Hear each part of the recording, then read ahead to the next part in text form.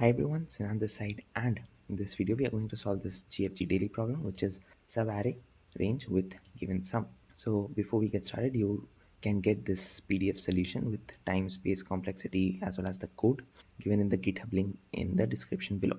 So yeah, let's get started. So what is the problem? You are given an unsorted array of integers r and a target tar. Determine the number of subarrays whose elements sum up to the target value. So given this, you need to find all the subarrays and count them and return that whose sum is actually minus 10. So there are three possible cases. One is this one, other is this one, and the other is all these four. And that is what we have to figure out. So how can we do this? One way, and the most obvious way, is to generate all the subarrays, take their sum and count or count all the subarrays which has a sum of minus 10 in this case. That is what we are going to do.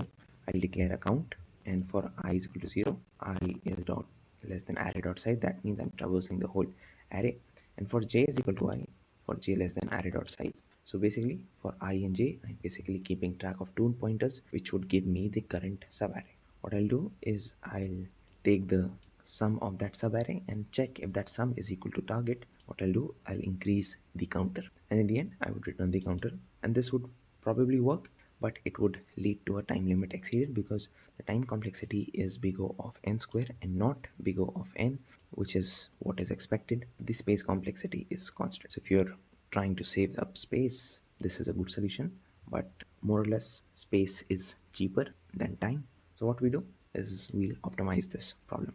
So the idea that we are going to use is the prefix sum idea, the prefix sum of an array. So to find the, let's say to find the sum of these two elements, which is minus 22, what I could do is basically I could figure out the prefix sum till here, which is 10 plus 2 minus 20, which is what? Which is minus 10, and then I would subtract this 12, 10 plus 2. So minus 10 minus 12 would give me minus 22.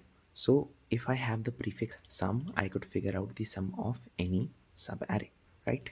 So that is the idea that we are going to use. And now to store this prefix sum, what I'll be using is a map, right? And map would store the prefix sum, which, so the key would be the prefix sum and the value would be the number of times this prefix sum has occurred, right? The count of how many times this prefix sum has occurred. For example, I'm iterating from left to right. I see this 10, I add that to my prefix sum.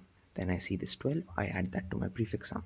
But when I see this 10 plus 2 minus 2, which is again 10, what I'll do is I'll update the initial prefix sum. So initially I had one of the 10 in the map, right? So with a frequency of 1, what I'll do is I'll increase the frequency of this 10 to 2. And why? We'll see that. The idea is this. We are using a map to store the... So let's look at the solution to get a better idea. You can get n as the array size, which I have not used anywhere for some reason. And exactly like the previous solution, I have a count and a map. So this map, as I said, would store the prefix sum as a keys, and the values would be the number of occurrences or the frequency of this particular prefix sum.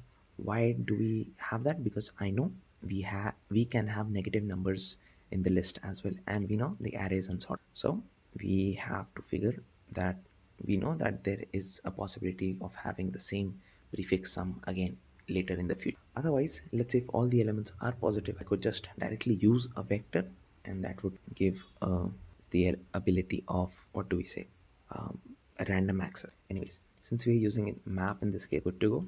First, I'll take the sum as 0 and I'll iterate this list exactly one time, right? So that would give us the complexity of big O of n. Now, since the map, right, the subarray or the subarray of sum 0, what is subarray of sum 0 is the array which has no element. So that could be a possible solution, right? If we are trying to search a subarray with sum 0 in the map, there would at least exist one, which is the empty array, and that is why I have initialized this to 1.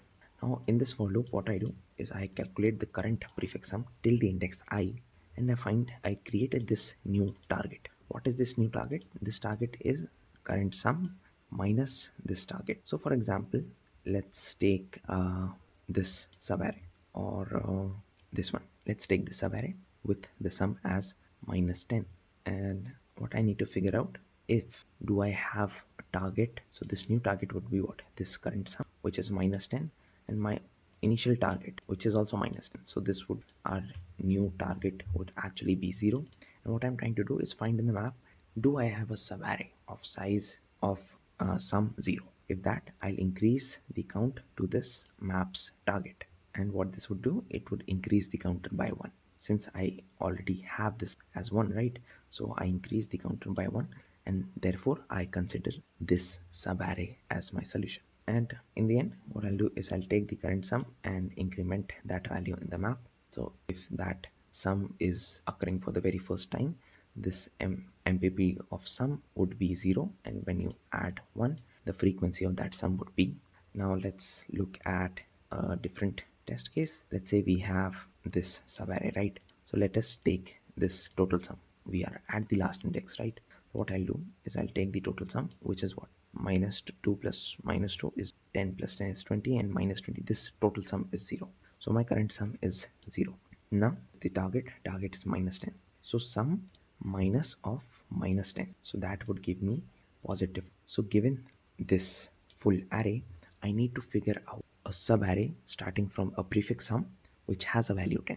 So I have two of them. First is this one, and second is this one. So since we are iterating from left to right, these two would already be in the map. So map.count of target is what? Positive 10.